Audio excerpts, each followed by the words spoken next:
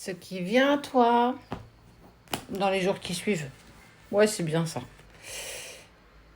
On parle de fin d'un cycle, fin de quelque chose. Ça peut être la fin d'un tourment qui est un petit peu douloureux, compliqué, ou quelque chose de positif qui s'arrête, qui t'emmène vers quelque chose de négatif. Va savoir. Ok. Une femme retrouve la paix et l'élévation.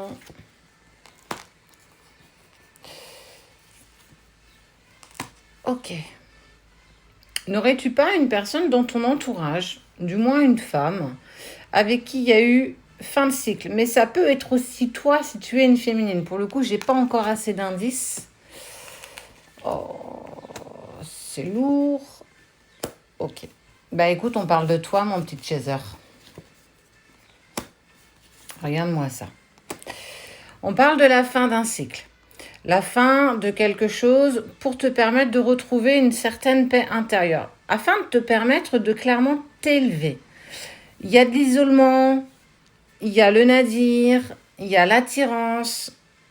Je pense que tu es fatigué, que tu es usé, que tu en as marre.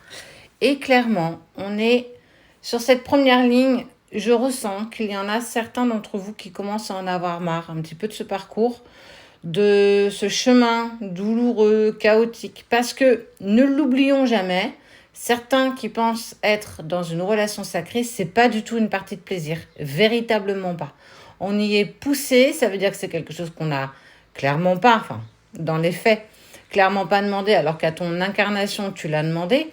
Mais la séparation, elle n'est pas faite pour que ce soit doux. Hein. On en est clairement loin. C'est pas quelqu'un qui vient, qui abuse de toi, de ta générosité et qui repart. On n'est pas là-dessus non plus. Ça, c'est plus toxique.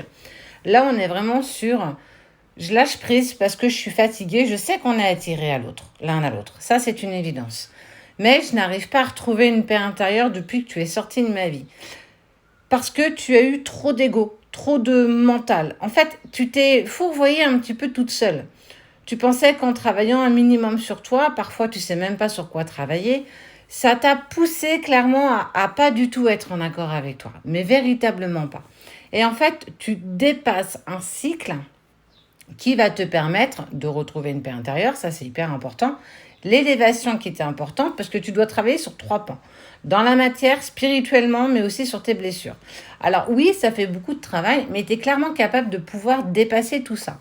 Mais on sent que tu es fatigué là, tu es usé, tu t'es isolé, certainement peut-être de ta famille, de tes amis, pour peut-être essayer de faire le point sur ta situation.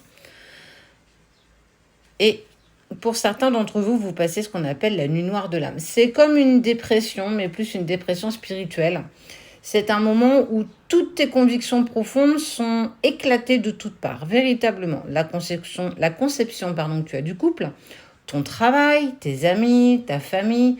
En fait, ça vient remettre, c'est un peu comme si on t'enlevait le voile d'illusion de ce que tu as toujours accepté jusqu'ici et on est clairement en train de t'indiquer que ce n'est pas du tout la direction que tu dois prendre. Donc en fait, c'est peut-être 20 ans, 30 ans, 40 ans pour certains de convictions profondes qu'on avait qui sont venues s'éclater comme ça du jour au lendemain. À cause de quoi? De cette rencontre avec la personne de ton cœur. Mais, regarde, compromis, le frère, l'amour. Tu n'as pas le choix de faire des compromis dans ta vie parce que de toute façon, tu es marqué au fer rouge, clairement. Donc, tu as le choix, c'est ce qu'on appelle le libre arbitre. Tu as le droit de lâcher ce chemin qui est le tien. Personne ne le prendra, on est bien clair là-dessus. Mais tu seras quand même toujours poussé et aimanté vers la personne de ton cœur. Moi, j'ai envie de te dire, tu as le droit de faire des pauses. J'en ai fait une durant mon parcours de quelques mois, je crois 2 ou 4 mois, parce que j'avais besoin de redevenir celle que j'ai été avant. Quelqu'un de plutôt lambda, qui avait plus besoin de se prendre la tête, avec des douleurs, avec des blessures.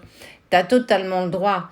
Mais tu ne peux pas en vouloir après à l'autre ou à l'univers de ne pas te renvoyer ton autre, étant donné que tu t'es mis en pause. Donc, tu as bien le droit de ça.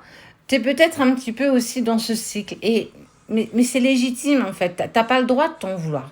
Tu peux faire des pauses. Tu as le droit de contourner un petit peu ton chemin. De toute façon, tu seras forcément repousser pour avancer dans le chemin qui est le tien. Bah ouais. Et pourquoi? Bah parce que tu n'arrives pas à faire le deuil de la relation. Tu n'arrives pas à faire le deuil, ça veut dire que tu essayes d'avancer. Alors, il y a des choses que tu peux modifier, ton travail, ton avancée spirituelle, ton relationnel aussi, amical, familial, professionnel. Mais ce qui est sûr, c'est que tu as beau essayer d'avancer sur un autre petit chemin qui est tout autour du tien, tu passes pas à autre chose. Hein. Tu es toujours lié à la personne de ton cœur. Et ça, c'est douloureux. Moi, j'en ai encore le souvenir, je peux presque encore le ressentir. C'est douloureux parce que on a envie, bah voilà, si à un moment donné on n'arrive pas à avancer sur ce parcours, je me le suis dit aussi, hein, même réunis aujourd'hui, eh ben on arrête tout. Vous me l'enlevez de ma tête, vous me l'enlevez de mon cœur et vous me lâchez avec ça et vous me laissez avancer. Bah que nini, en fait j'avais beau essayer d'exprimer ce que je voulais, bah on n'est pas du tout sur ce que j'ai demandé. J'avais encore plus de synchronicité, encore plus de messages, encore plus de messages clairs, véritables, des guides, des nuits entières à avoir des messages pour me dire que je me trompais, que j'allais pas dans le bon sens, qu'il fallait que je reprenne ce chemin. C'est douloureux parce que on vient éclater des années de contrôle parce qu'on avance avec notre ego et là on nous dit mais il faut que tu avances avec ton cœur maintenant. Ouais, c'est bien gentil mais qu'est-ce que c'est dur quoi. Mais on y arrive. Je vous promets qu'on y arrive quand on conscientise, regarde. Le retour fait partie de l'ordre des choses. Un retour à toi, un retour à l'autre, un retour pour vous. Oui, c'est douloureux. Je ne vais pas te dire que c'est l'inverse. Je ne vais pas te dire que c'est un chemin qui est rempli de bisounours et de magnifiques choses. Non. On souffre avant, on souffre pendant. Et même après, on est encore marqué par cette séparation. Alors, c'est un travail qu'on fait à deux une fois qu'on est réunis. Mais j'ai envie de te dire, si tu as besoin de faire une pause, tu as le droit de faire une pause. Si tu es fatigué, tu as le droit de te reposer. Mais de toute façon, tu seras quand même confronté à repartir sur ce chemin parce que vous êtes fait pour vous réunir. Donc, ce sont des étapes normales qui sont faites aussi toujours pour te mettre en travail, mais aussi on te teste, l'univers te teste. Est-ce que tu veux vraiment le retour de cette personne? Est-ce que c'est ça véritablement que tu veux? Alors continue d'évoluer, continue de mettre des choses en place pour toi et tu verras que ça se mettra en route au fur et à mesure. Ça veut juste indiquer que tu as encore des choses à travailler, à mettre en lumière. Sache que moi, je suis fière de toi parce que c'est toi, Chaser, qui fait 90% du job. L'autre n'en fera que 10. Alors, ça a aussi son importance, mais tu as le droit de souffler, tu as le droit de faire une pause. Alors, prends cette pause, sache que vous vous aimez. Vous êtes fait pour avancer ensemble à un moment ou à un autre. Le retour est bien acté. Vous ne on n'arrive pas à s'oublier. Voilà, moi c'était le petit message que je voulais te passer pour toi ce matin.